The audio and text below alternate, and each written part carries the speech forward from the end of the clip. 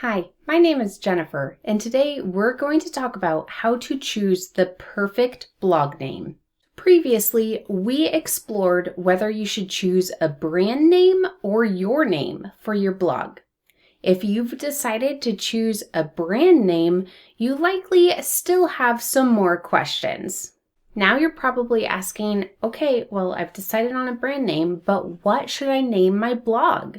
This guide will help you answer that question. And now it's time for some more DIY SEO tips with Jennifer Regina. So here's the criteria for choosing a blog name. When choosing a name for your blog, keep these following tips in mind. First is relevance. It's important that the blog name is related to the content that you want to cover. The name doesn't have to exactly describe your topic, but it should be related. It's okay to be creative if you'd like, but don't confuse your audience by having an unrelated blog name. And also think about the future growth of your blog. You want the name to not only be relevant to your current content, but you want to make sure it's something that you can grow with and will still make sense for the content that you want to write in the future. Next is memorability. Make sure the blog name is easy to remember both in written and spoken form.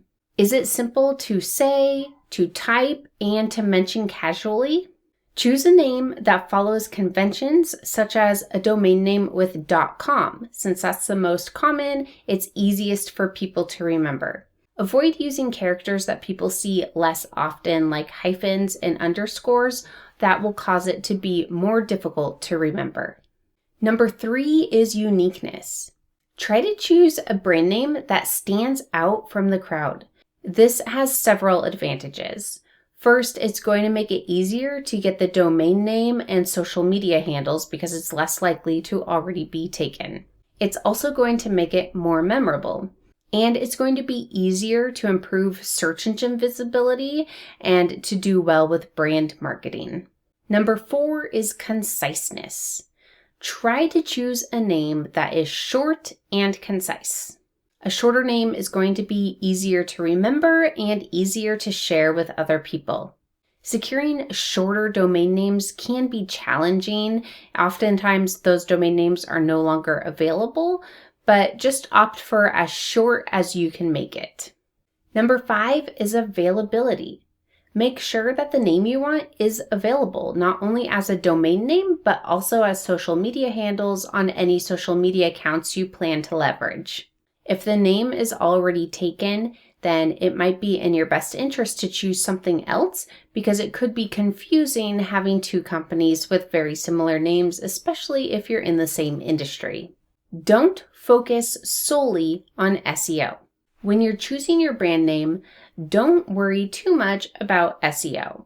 In the past, there was a trend where people would choose their most important keyword, and for their domain, they would just use that keyword or key phrase with hyphens separating it. So if you had a website about training a dog, it might be training-for-your-dog.com. It's just confusing. It doesn't need to be your brand name. That's not going to help you rank. Having a relevant domain name can help improve search rankings, but it is really a minor ranking factor and it is not worth using that as your reasoning to pick your brand name. Brainstorm options. The best way to choose a brand name is just start listing out all of your options. As you think of a new one, add it to your list. Over time, you will start to fine-tune that list and one will start to stand out, and then you know you have a winner. Leverage AI. If your brainstorming list is empty and you need a place to start, this would be a great time to leverage AI. It doesn't really matter which AI engine you choose to use. You could use ChatGPT, you could use Google Gemini, which used to be called Google Bard, or you could use Microsoft Copilot, which used to be called Bing Chat. Any of those will work. And what you want to do is just go to your AI tool of choice and just really simple, type in something such as list 10 potential brand names for a business specializing in, and then put in the topic that your blog is specializing in. And it could be as simple as that. You can add other criteria like I want my brand to make people feel this way, or I want it to have something to do with this. You can add as much or as little as you want. And when you get your responses back, you can give suggestions to the AI like, oh, I really like what you did with this one. Can we get 10 more ideas similar to this that have this aspect in it? And you can brainstorm that way. Just for fun, I did some searches on this and tried to come up with names for a blog that specializes in content for training older dogs. So I will show you the names that the AI came up with for me, and some of them weren't too bad. So I did this search on ChatGPT. You could see those here. I did it on Google Gemini, and you could see those here. And then also on Microsoft Copilot. So they all give kind of different results, but it's a really great way to start off with your brainstorming list. Chances are you wouldn't use any of those as they are, but it gives you a really good place to start. Seek input from others. Once you start having a few names on your brainstorming list, get some feedback from other people. See what kind of opinions people have, see what's remembered, what people like and don't like.